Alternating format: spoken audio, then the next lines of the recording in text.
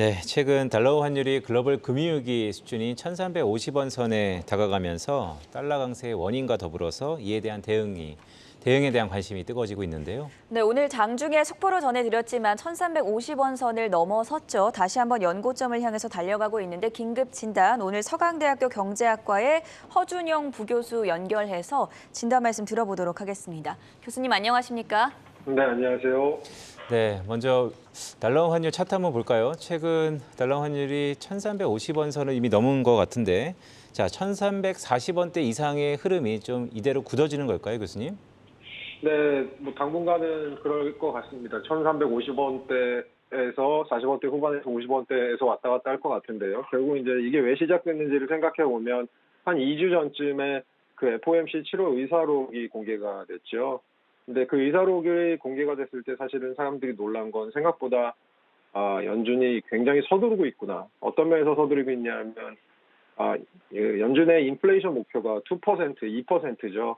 그래서 2%로 돌아가기 위해서 생각보다 굉장히 페달을 빨리 밟으려고 하는구나라는 그 연준 의사록의 내용들이 공개됐기 때문에 놀랐고요. 그 후로 이제 환율이 뛰기 시작해서 1340원을 훨씬 넘어서게 된 것이죠.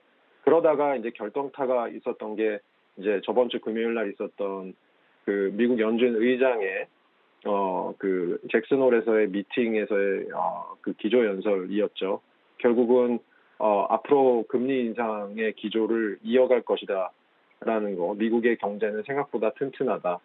뭐 이런 얘기들을 했었던 것이죠. 그래서 결국 그 후로는 이제 환율이 지금 현재 수준에서 계속 이제 왔다 갔다 하는데요. 결국은 앞으로 미국이 이렇게 금리 인상 기조를 밝힌 굉장히 급격하게 갈 것이다라고 밝힌 상황에서 지금 미국과 어떻게 보면 세계 경제의 다른 큰 축인 중국 쪽 그리고 유럽 쪽 나머지 두 지역의 경기가 그렇게 좋지 않다는 점 그리고 이 지역에서의 그 금융 측면에서 그 통화 정책 측면에서의 그 금리 같은 것들이 쉽게 오르기 힘들다는 점 이런 것들 때문에 아마 이제 당분간은 강달러 현상이 지속될 것으로 보이고요. 네, 그렇게 생각하고 있습니다.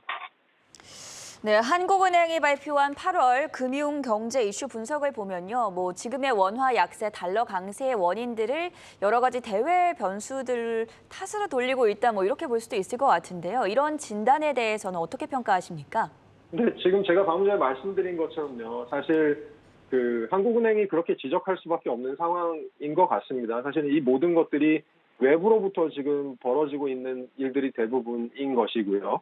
그리고 외부라고 하는 것들이 결국은 미국과 중국과 유럽, 뭐 이렇게 어떻게 보면 굉장히 큰 세 개의 경제권 사이에서 어떤 일들이 금융시장과 실물 부분에서 벌어지고 있느냐 때문에 조금이라도 미국에서 엑셀을 밟겠다, 금리의 엑셀을 밟겠다라는 뉴스가 나오면 환율이 올라가다가 조금이라도 중국이랑 유럽 쪽에서 좋은 뉴스가 나오면 예를 들어서 어제 환율이 마감할 때, 어제 장이 마감할 때 환율이 1344원으로 마감했는데요.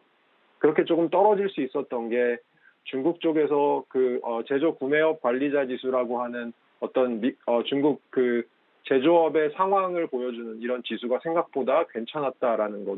이제 중국의 경기가 굉장히 안 좋다는 건 잘 알려져 있습니다만 이렇게 어떻게 구름 사이에서 잠깐 보이는 이 불빛, 언뜻 보이는 햇빛이 보였기 때문에 또 유럽 중앙은행에서 0.75% 정도 금리 인상을 하겠다라는 이런 약속을 또 언뜻 내비쳤기 때문에 이런 어떤 좋은 뉴스들이 나오면 환율이 다시 조금 떨어졌다가 그것이 아니면 또 다시 환율이 올라가는 계속 이제 기본적으로 올라가려고 하는 모멘텀이 있는 상황에서 유럽이나 중국 같은 데서 조금 좋은 뉴스가 나오면 약간 떨어지는 이런 현상이 벌어지고 있기 때문에 사실은 뭐 한국은행에서 지적하고 있는 이런 그러니까 서구나 중국의 경제권에서 벌어지고 있는 일들이 뭐 대부분을 설명하고 있다. 거기다가 우리나라가 지금 이제 무역 수지가 안 좋기 때문에 이 부분에 대해서도 조금 환율이 우리나라가 조금 절하될 수 있는 가능성이 있다 정도의 뭐 진단은 어쩔 수 없는 것으로 보입니다. 네, 교수님 말씀 주셨던 것처럼 사실 강달러의 요인이 외부 요인에 의해서 나타났다. 지금 유럽발 리스크가 좀 영향이 있는 것이죠. 더 나아가서 국내적으로는 5개월 연속 무역 수지 적자인데 자, 여기서 의문이 이런 겁니다. 외부 요인이 없어지거나 줄어들기 전까지는 이 형국이 좀처럼 변하지 않는 겁니까? 제 생각은 그럴 것 같습니다. 그러니까 이 모든 것이 시작된 게 아까 말씀드린 대로 이제 전 세계의 인플레이션의 급격한 상승이었고 그 인플레이션의 급격한 상승이라는 건 결국은 이제 글로벌 공급망 교란이나 에너지 가격 상승 그리고 2월 말에 시작된 우크라이나 러시아 전쟁 등 외부적인 것이었기 때문에 그런 것 같습니다. 그리고 앞에서 말씀드린 것처럼 국제금융시장에 들이운 불확실성 가운데 가장 큰 게 결국 미국 연준의 금리 결정에 대한 스탠스일 것 같은데요. 이 요인에 대한 불확실성이 어느 정도 거치지 않는 한 극도로 민감해진 현재 금융시장은 당분간 계속될 것 같습니다. 근데 사실은 여기서 지적하고 싶은 것이요. 이 문제가 사실 미국의 연준 스스로가 끊임없이 갈팡질팡하고 있는 모습이 보인다는 것입니다. 예를 들어서 잘 기억하고 계시겠지만 1년 전에 잭슨홀 미팅에서 파월 의장이 했던 얘기, 인플레이션은 일시적이다라고 했던 결정적으로 이제 실기를 하게 된 발언이죠. 그런 발언이나 최근까지도 미국 경제가 튼튼하다 아니다, 금리가 올라가야 된다 아니다, 속도 조절해야 된다라는 논쟁이 연준 내부에서도 지금 지속되고 있는 것을 보면 연준 내부에서 현 경기 상황에 대한 일치된 판단도 사실은 존재하지 않는 것처럼 보입니다. 결국 이제 정리해 보면 모두가 연준의 마음을 알고 싶어 하는데 정작 연준은 본인의 마음조차 모르는 상황인 그런 상황이기 때문에 지금 굉장히 극도로 민감해진 국제금융시장, 외부발 어떤 국제금융시장의 민감도는 당분간 지속될 것으로 보입니다. 네, 일각에서는 고환율과 고금리 그리고 고물가 이른바 3고 상황이 외환 위기 때와 비슷하다라는 시각들이 존재하는데요. 지금 외환 보유고라든지 관련 사항들의 상황은 어떻습니까? 네, 외환 보유고는 생각보다는 괜찮습니다. 물론 최근 들어서 외환 보유고가 줄어들고 있는 건 사실인데요. 그 줄어드는 폭이 저희가 2007년의 금융위기 때나 아니면 1997년의 IMF 위기 때보다는 그 폭이 훨씬 작습니다. 그리고 그 당시 그 두 번의 이전의 위기 때에 비해서 외환 보유고가 IMF 때보다는 한 15배 정도 늘어나 있고요. 그리고 그 2007년, 8년 금융위기 때보다는 한 2배 넘게 늘어나 있습니다. 그래서 전 세계 한 9위권의 외환 보유액을 갖고 있는데요. 외환 보유액 측면에서는 그렇게 큰 문제는 없어 보이고요. 또 다른 측면에서 또 중요한 단기 외채 비율 같은 것을 봐도 굉장히 우리나라는 그런 면에서는 조금 건전한 편입니다. 그래서 생각보다 지금 앞으로 사실은 외환 보유가 계속해서 줄어들 것 같긴 합니다. 왜냐하면 끊임없이 지금 이제 외환 시장에 개입해서 좀 방어를 해야 되는 측면이 왜냐하면 구두 계획 같은 것으로는 효과가 너무 제한적일 것 같기 때문이죠. 하지만 적어도 그 수준이나 줄어드는 폭의 속도나 이런 것들의 측면에서는 아직까지 그렇게 우려할 만한 상황은 아닌 것으로 보입니다. 네, 결국 환율이 오르면 수입 물가가 오르고 수입 물가가 오르면 생산자 물가를 더불어서 궁극적으로 소비자 물가 상승률을 이끄는데요. 자, 한국은행이 참 고민이 많을 것 같습니다. 소비자 물가 정점이 어딘가가 가장 초미의 관심사인데 교수님이 보셨을 때는 국내 소비자 물가 상승률의 정점은 언제라고 보실까요? 정부 발표는 어쨌든 간에 지금 이렇게 환율이 급격하게 뛰기 전에, 그러니까 한 달 전까지만 해도 정부나 한국은행의 생각은 3분기 말이나 4분기 초라고 생각을 했었고요. 근데 환율 상승이라는 지금 악재가 나왔고요. 그래서 제 생각에는 물가 정점이 약간 뒤로 밀릴 가능성, 그러니까 3분기 말이나 4분기 초가 아니고 올 말이나 내년 초 정도로 밀릴 가능성이 있는 것 같습니다. 지금 어쨌든 간에 최근의 흐름을 보면 국제 유가 같은 거는 당분간 떨어지는 흐름이 한 6월부터는 보였었고요.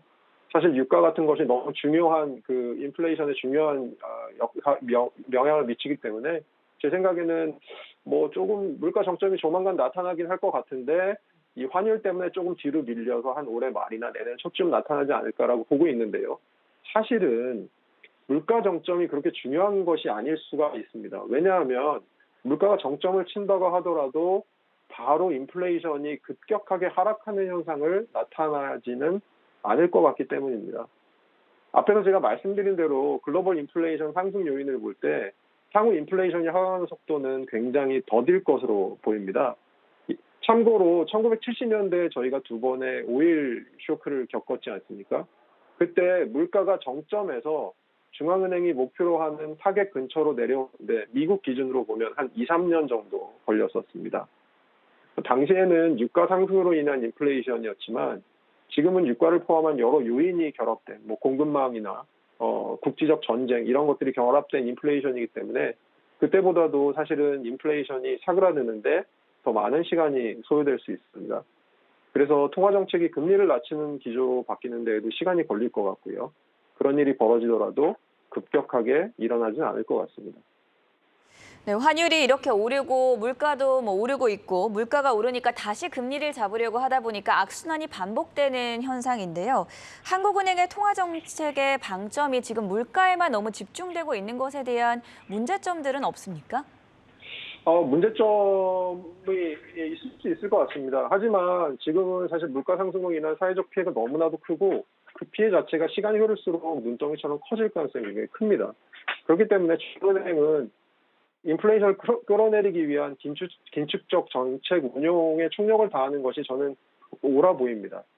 문제가 있을 수 있는 부분은 결국 이제 가계부채, 우리나라의 높은 가계부채 같은 문제들이 생길 수가 있고 최근에 뭐 다중채무자나 취약차주들의 문제들의 이슈가 굉장히 많이 되고 있는데요.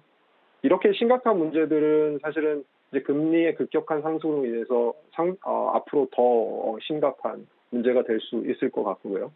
그런 측면에서는 사실은 통화정책이 아닌 금융정책 등을 통해서 보완하는 것이 필요할 것 같습니다. 예를 들어서 8월 8일 날 금융위원회가 대통령 업무보고 때 금융위에서 발표를 했던 125조의 패키지, 예를 들어서 소상공인을 위한 대출, 그리고 취약가계를 위한 고정금리, 변동금리에서 고정금리로의 전환 등을 위해서 한 125조 정도를 쓰겠다라는 패키지를 발표한 바가 있는데요.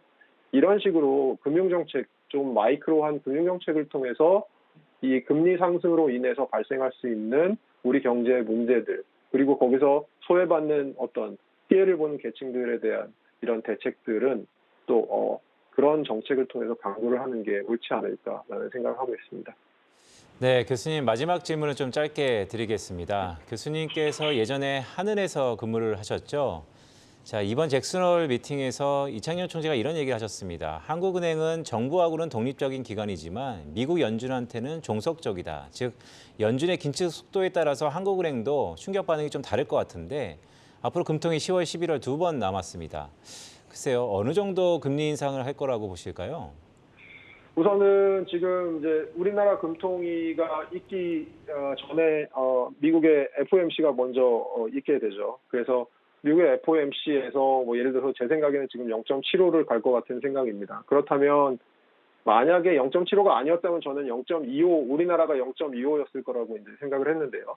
미국이 0.75를 간다면 저는 이제 다음 스텝은 0.5가 아닐까라고 생각을 하고 있고요.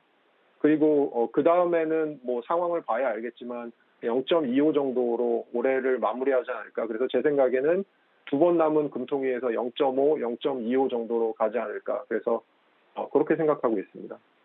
네, 최근 환율 상승의 배경과 그에 따른 대응 방안까지 오늘은 서강대 경제학과 허준용 교수와 함께 짚어봤습니다. 대단히 고맙습니다. 네, 감사합니다.